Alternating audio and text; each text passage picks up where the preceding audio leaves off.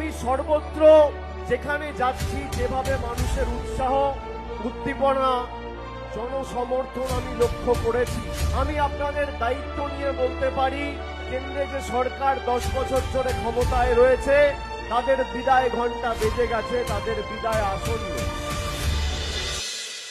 যে মহিলা বাংলার 2,12,00,000 মহিলাকে লক্ষ্মীর ভান্ডার দিচ্ছে, লক্ষ মাইনের বোনেদের কন্যাশ্রী দিয়েছে, সে মহিলার কখনো দিলীপ ঘোষ পিতৃ পরিচয় আর কখনো তমলুকের প্রার্থী দাম জিজ্ঞেস করছে।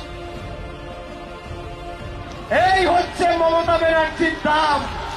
তুমি চারদিকে ধরে রাজনীতি করো, সে মাথা নিচু করে মমতা ব্যানার্জিকে প্রণাম করে, আর তুমি মমতা ব্যানার্জির দাম জিজ্ঞেস করছো। শুনুন, অভিজিৎ গাঙ্গুলি উনি একটা কথা ঠিক বলেছেন, বলেছে তৃণমূলের সাথে তো আমাদের লড়াই নেই, আমাদের সিপিএম এর সাথে লড়াই। ঠিক বলেছেন, তার কারণ লড়াইটা হচ্ছে 2 নম্বরে কে, সিপিএম না বিজেপি। 1 নম্বরে তৃণমূল জিতে রয়েছে।